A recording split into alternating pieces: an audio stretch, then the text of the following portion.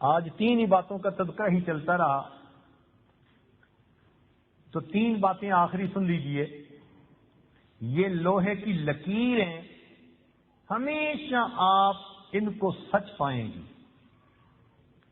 پہلی بات، جو انسان جتنا اللہ رب العزت سے محبت کرتا ہے، اللہ تعالیٰ کی مخلوق اسی قدر اس سے محبت کرتی ہے۔ یہ طے شدہ بات ہے۔ آپ نے دیکھا اللہ والوں کو، لوگ ان سے کیسے ٹوٹ کے پیار کرتے ہیں، بڑے کیا چھوٹے کیا، کیوں پیار کرتے ہیں؟ وہ کوئی سونے کے بنے ہوئے تو نہیں ہوتے۔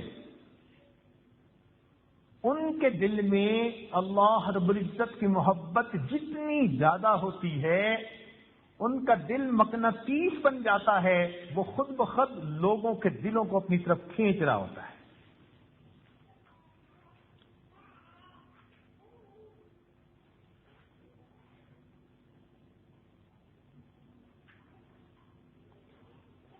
تو جو انسان جس قدر اللہ رب العزت سے محبت کرے گا، اللہ تعالیٰ کی مخلوق اسی قدر ان سے محبت کرے گی۔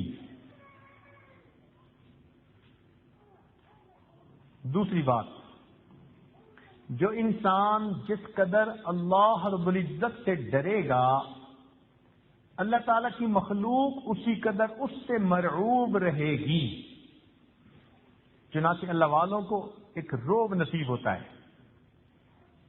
وہ کوئی تھانے دار تو نہیں ہوتے، نہ وہ ہر وقت کسی کو ڈانٹ ڈپٹ کر رہے ہوتے ہیں، مگر نہیں، ایک ہیبت ہوتی ہے، ایک روب ہوتا ہے، ایک جھجک ہوتی ہے۔ نبی علیہ السلام نے ارشاد فرمایا، نصرت بالرعب، اللہ نے روب کے ذریعے سے میری مدد فرمائی۔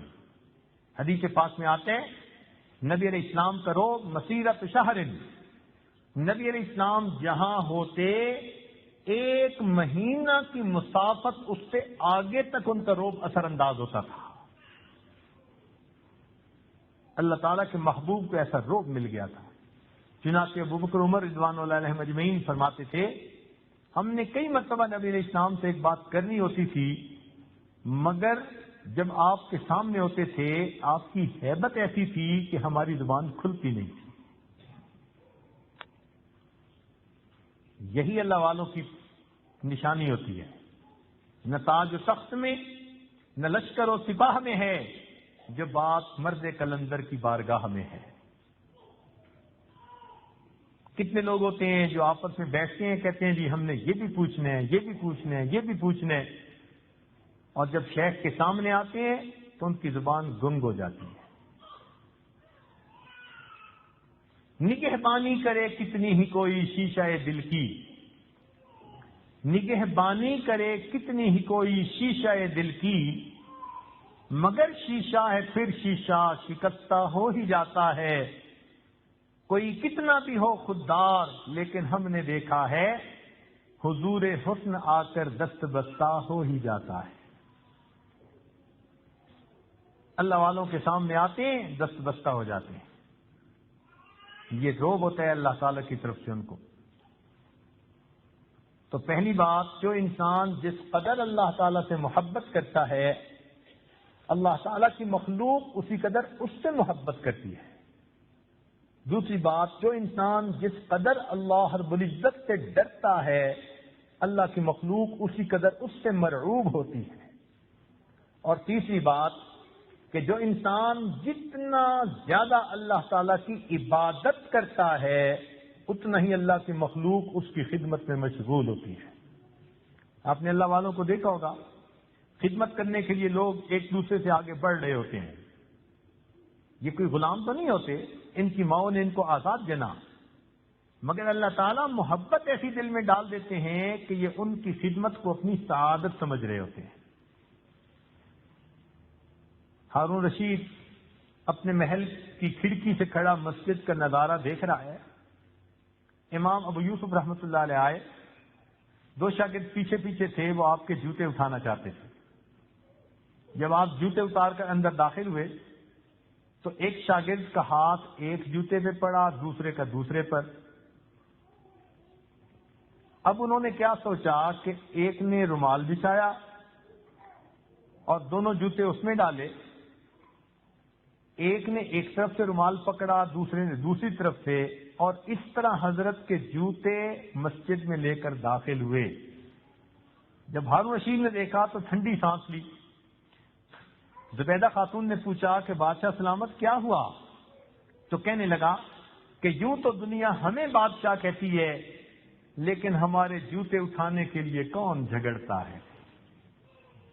یوں تو دنیا ہمیں بادشاہ کہتی ہے، لیکن ہمارے جوتے اٹھانے کے لیے بھلا کون جھگڑتا ہے؟ تو یہ اللہ والوں کو اللہ شان دیتے ہیں، ان کے جوتے اٹھانے کے لیے لوگ ایک دوسرے سے آگے بڑھنے کی کوشش کر رہے ہوتے ہیں۔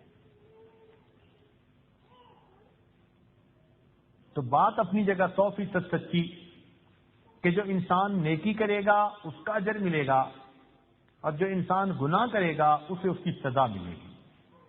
لہذا ہمیں چاہیے کہ ہم فوراً سچی توبہ کر کے اللہ تعالی کی سزا سے بچ جائیں، ورنہ گناہ کا وبال پتہ نہیں کس شکل میں ہمیں سامنے ملے۔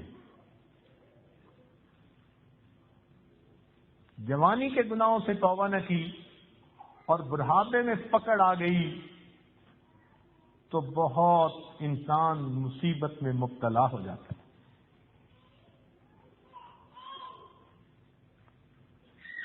در در کے دھکے کھاتا ہے، بیماریوں میں مبتلا ہو جاتا ہے تو مصیبت میں پڑ جاتا ہے۔ اس لیے گناہوں سے توبہ کرنے میں ہمیشہ جلدی کرنی چاہیے۔ ایک حدیث پاک سنا کر بات مکمل کی جاتی ہے، مگر اس عاجز کا دل چاہتا ہے کہ تمام مستورات اس حدیث پاک کو زبانی یاد کر لیں۔ یہ ایک حدیث پاک آپ اگر اپنے دماغ میں یاد رکھیں گی، تازہ رکھیں گی، تو آپ کی زندگی کا رخ بدلنے میں بہت آسانی ہوگی۔ نبی علیہ السلام نے کودے میں سمندر کو بند کر دیا ہے۔ عجیب حدیث ہے، عربی میں اس کی عبارت پڑھنے کی بجائے اردو میں ترجمہ عرض کر دوں گا تاکہ سب کے لیے یاد کرنا آسان ہو۔ پہلے حدیث کے مفہوم کو ذرا سمجھنے کی کوشش فرمائیں کہ نبی علیہ السلام کے ارشاد گرامی کا مفہوم ہے، نیکی پرانی نہیں ہوگی،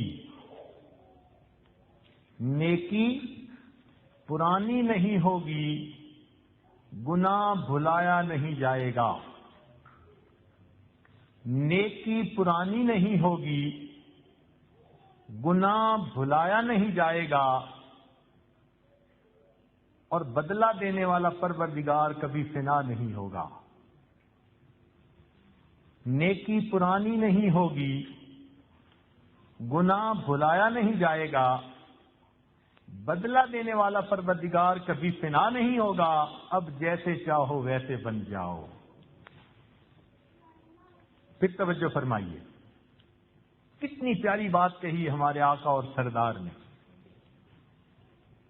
فرمایا کہ نیکی پرانی نہیں ہوگی، گناہ بھلایا نہیں جائے گا۔ یہ نہیں ہے کہ ہم نے گناہ کیے اب وہ بس فرشتوں کو بھی بھول گئے، نام اعمال سے بھی نکل گئے، نہیں، جب تک توبہ نہیں کریں گے اس وقت تک وہ گناہ موجود رہیں گے۔ تو فرمایا نیکی پرانی نہیں ہوگی، گناہ بھلایا نہیں جائے گا، بدلہ دینے والا پروردگار کبھی فنا نہیں ہوگا، اب جیسے چاہو ویسے بن جاؤ۔ اللہ رب العزت ہمیں حقیقت کو سمجھنے کی توفیق عطا فرمائے تاکہ ہم گناہوں سے توبہ میں جلدی کریں اور اپنے رب کو منانے کی کوشش میں لگ جائیں۔ وآخر دعوانا ان الحمد للہ رب العالمین۔